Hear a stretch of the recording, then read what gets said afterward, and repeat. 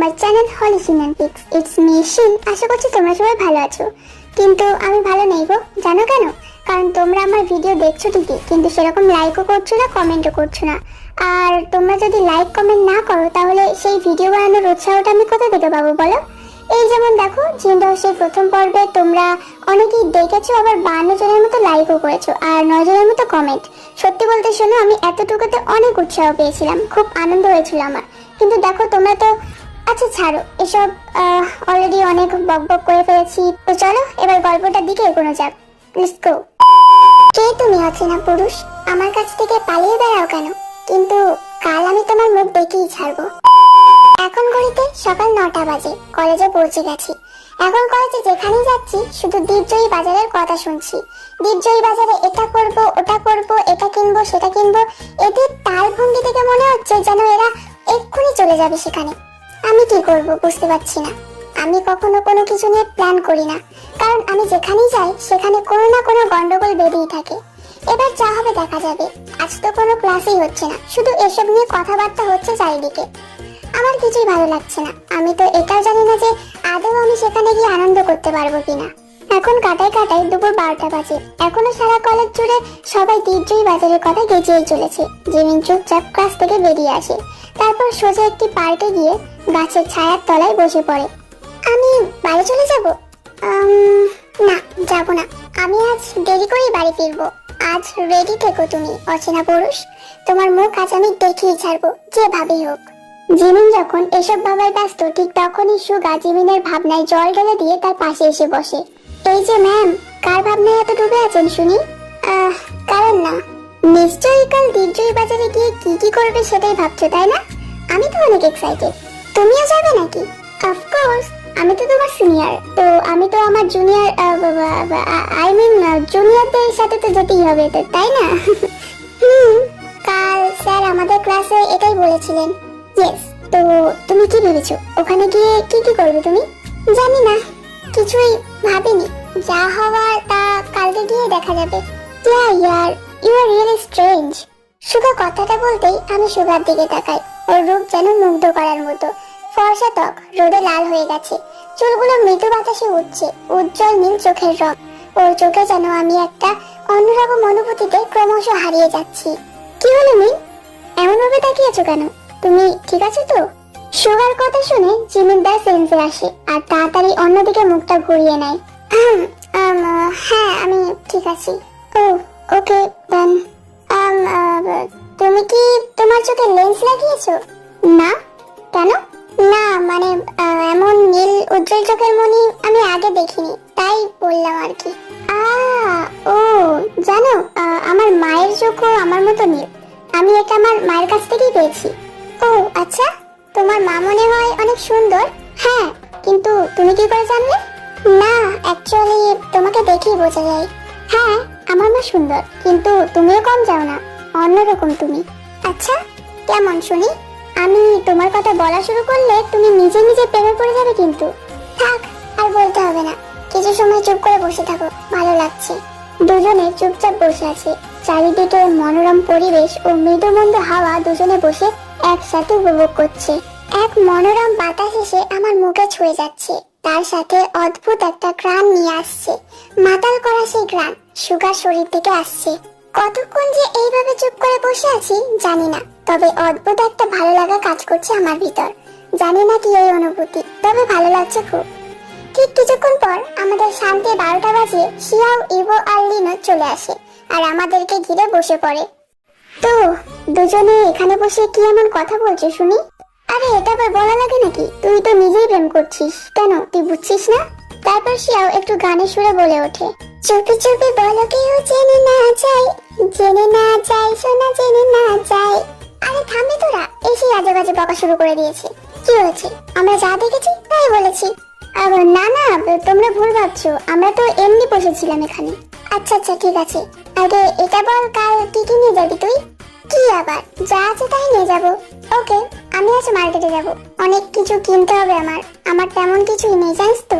এই তুই না কিছুদিন আগে শপিং করলি? হ্যাঁ, আরে সব পুরনো হয়ে গেছে, ও তুই বুঝবি না। জিমিন তুই আমার সাথে যাবি তো নাকি? কেন, তোমার বাবু ইবো সোনা তো তোমার সাথেই যাচ্ছে, তো জিমিন গিয়ে কি করবে তোমার সাথে? সত্যি লিনো, একটু চুপ করবি? ও কাম অন ইয়ার, ইটস গার্লস থিংস, ওকে? তুই বুঝবি না। আরে জিমিন, তুই আগে বলতো আসছিস তো আমার সাথে নাকি? শিয়াওয়ের সাথে শপিং এ গেলে এমনিতেই রাত হয়ে যাবে, আর আমি তো এটাই চাই। এই সুযোগ হাতছাড়া করা যায় নাকি? হ্যাঁ, লাইক সিরিয়াসলি? হ্যাঁ, আমি যাব। আচ্ছা তাহলে এখন আমি আসি, হ্যাঁ? কাল দেখা হচ্ছে, বাই। আচ্ছা দোস্ত, তাহলে আমিও এখন আসছি, হ্যাঁ? কাল দেখা হচ্ছে, বাই। হ্যাঁ, বাই। শপিং এসেছি, ওকে? আমি ইচ্ছা করে দূরের এক শপিং মলে নিয়ে এসেছি। শপিং করা কাকে বলে সেটা শিয়াওয়ের কাছ থেকে শেখা উচিত। আমার তো থেকে থেকে ইবোর উপর খুব মায়া লাগে, জানো তো? বেচারা ইবো, ভবিষ্যতে শিয়াওকে না ভিখারি বানিয়ে ছাড়ে। এখন রাত 8:20 বাজে।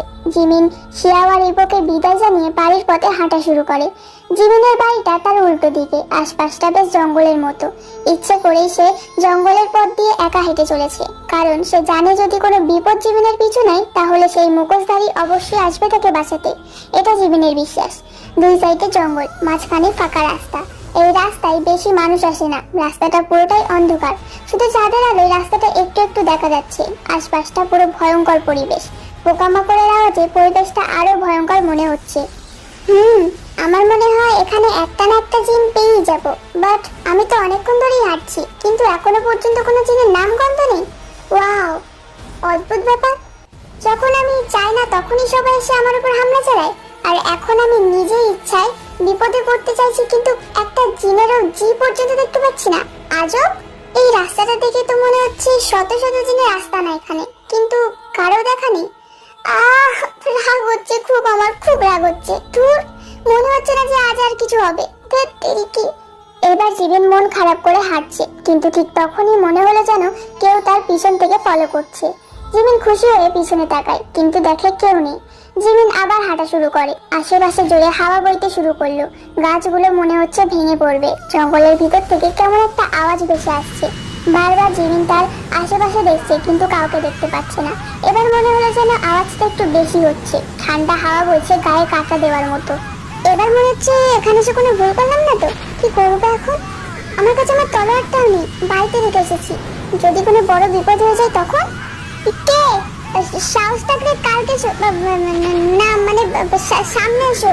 আমার আশেপাশে অনেকগুলো লাল লাল চোখ ভেসে উঠেছে। ওরা আমার দিকে এগিয়ে আসছে। তারপর হঠাৎই পিছন থেকে কে যেন আমাকে জড়িয়ে ধরে। আমি একটু ভয় পেয়ে যাই, কিন্তু সাথে সাথে আমি পিছন দিকে তাকে ধাক্কা দিই। তাড়াতাড়ি পিছনে ফিরে দেখি ইয়ঙ্গি। তারপর আশেপাশে তাকিয়ে দেখি কোনো জিন নেই। কোথায় গেল সব? ভয় পেও না, এখানে কেউ নেই। আরে না, এখানে অনেকগুলো জিন ছিল এক্ষুনি। আরে ওটা আমি তোমাকে ভয় দেখানোর জন্য করেছিলাম। হ্যাঁ, কিন্তু কেন? তোমাকে এটা বোঝাতে যে ভয় কাকে বলে।